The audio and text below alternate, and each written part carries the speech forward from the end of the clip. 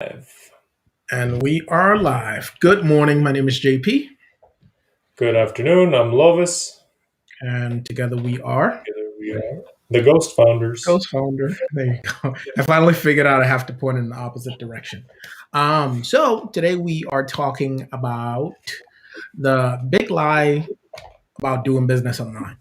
And the reason this idea kind of came up was because we work with a lot of experts and business owners that are trying to figure out, they're reading articles and they're watching videos and trying to figure out how to put their business together, their marketing approach, their systems, and everything else. And it just seems like when you talk to them and you see the things that they've tried and where they stopped and what's not working, it's all around this one big lie that you keep seeing and hearing everywhere when you look online. And that big lie is that you just build it and then you post it and that's it. You build it, post it, and they will come. Like that's, and it's like, no, that is not the truth of the matter at all. So we figured we'd come online and talk about that today. So I'll let Lovis kick it off with his thoughts on it because he already kicks it off with, if you build it, they will not come. Like it's Right. Yeah. I mean, it makes sense, right? So the internet's the internet is a huge place. So very much like building a brick and mortar business, you want to think about it like if you're going to start a brick and mortar business, you probably want to be on a busy street, right? If you rely on walk-in traffic, if you're a dry cleaner, or if you're selling ice cream cones or something like that. And so, but that means then if you're somewhere located on the street, so you're going to have certain traffic come in. Well, then think about how are you going to get people from another part of town to find you? Well, that's through advertisements essentially, and it's really not that different on the internet, minus the fact that there isn't any foot traffic unless you know how to get it. So in a lot of ways, it's actually harder.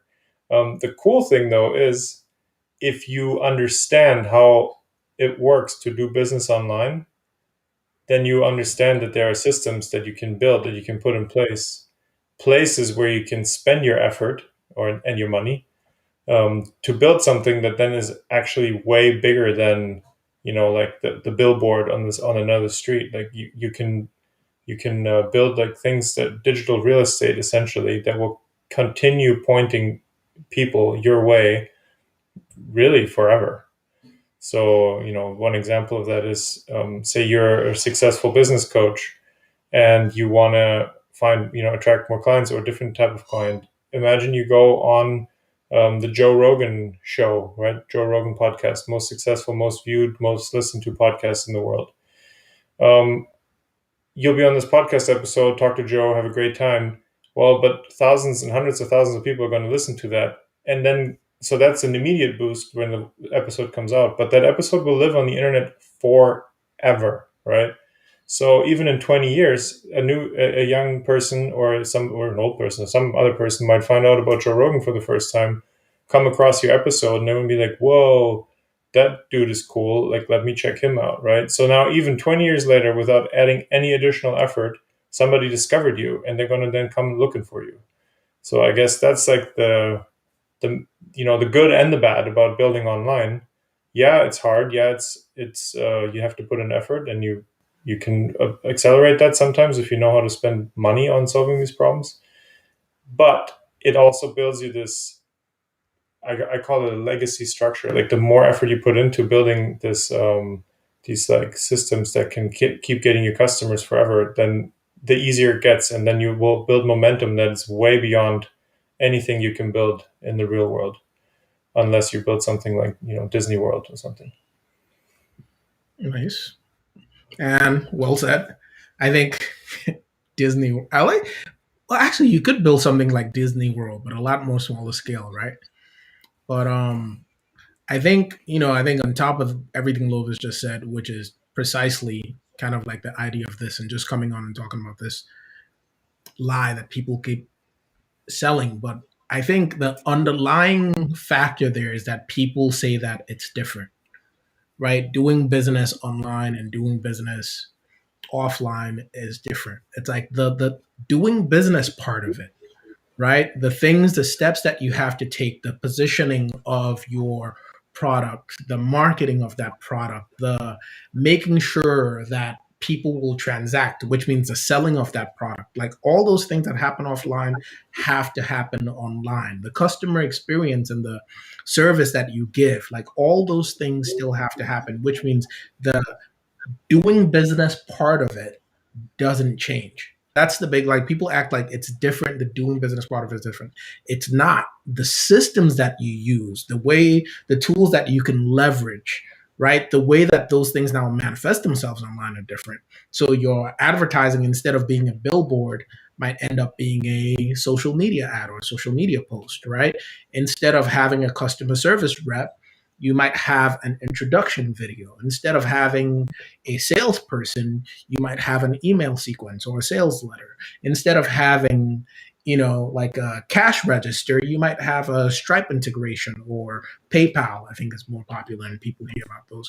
So it's like if you look at your business and you kind of like start and take that, it's like, how do you take these things that you have on offline, right? What are the things that are convincing people to come to your stuff? So if you have a good um, location, right, where you're getting a lot of foot traffic, then it might mean that your entry level product has to be in a marketplace that already has people there so they get to find out about you so that they can come to your store, which is actually on your own site. So all these things, which is like, okay, cool, you're at the mall, you're giving out samples of your food product in some section. People eat this and they're like, okay, you know what? I actually want this meal. And then they go to the food court to get your stuff.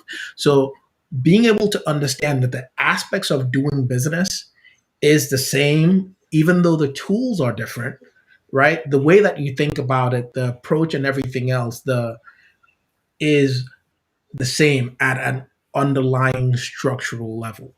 The things that change is how do you apply those? How do you make those work online? Because obviously, like understanding the mechanism and understanding the strategy is cool, but being able to execute on that and actually turn that plan into action is something where that's when you need the experts. That's when you need the ghost founder. But if you understand business and your business works and you want to make your business work online, then you don't need somebody that's telling you, oh yeah, we're gonna post all your social media stuff for you. Right? That doesn't mean anything. That's like flyer bombing, right? Real business people understand if you're flyer bombing in the wrong area, it doesn't work. That's why people don't do it anymore. Or worse yet, I don't know why this came to my head, but if you've ever been to Vegas, there are those people that are like flicking the cards and like handing it off to people, and you're like, absolutely no interest. Like, I'm not interested in this. Like, I'm here with my whole family, and we're trying to have a good time. And you got someone with a card like flickering and trying to. It's like, no, it doesn't work. And it's the same thing if you take the wrong approach with promoting things online. Yeah, I don't have to say exactly what that is, right? But that, I would say, is the big lie about doing business online, and people have bought into it, and it's leading a lot of people to waste their time. Yeah, for sure. So just a quick anecdote. One of my favorite entrepreneurship books, I've talked about it many times. I know some people are like, all right. They pay MJ Lovis. They pay him. DeMarco, MJ DeMarco in this book also says, and I've also listened to him say it, like if he gets invited to like Good Morning America or something, he won't go. However, if you invite him to come on your podcast or on something that gets recorded and is then online and shareable on social media, then he will consider it, and he likely will show up because he's all about building that legacy structure that keeps bringing people to your doorstep and um, keeps not just bringing people to your doorstep, but you want them to listen to hear your message, right? So yeah, you can go buy a Super Bowl ad. That's the most eyeballs I think that you can buy, but it'll run once and then it's over. So rather than buying 15 seconds of Super Bowl ad space for I don't know how many millions of dollars, take that money and build up a really cool system that will keep people hearing about you, for decades, right? It's much more sustainable long-term growth. Yeah. I think there is a time for it in every business's like evolution, but typically like when you're trying to transform and add a digital arm to your business, that is not where it starts. And if Right. you do want to know more about where it starts and all the nitty gritty pieces, I mean, I definitely unloaded a bunch when I was going into it, probably too much detail, but there is a process and steps to this and a sequence to this that works. And that's what we do at Ghost Founder. So if you are interested in that, reach out to us, hello at Ghost Founder, and we will say hello right back. Anything There you else? go. That's it. Thank you so much. All Short and right. sweet, to the point. See ya. Have a good one.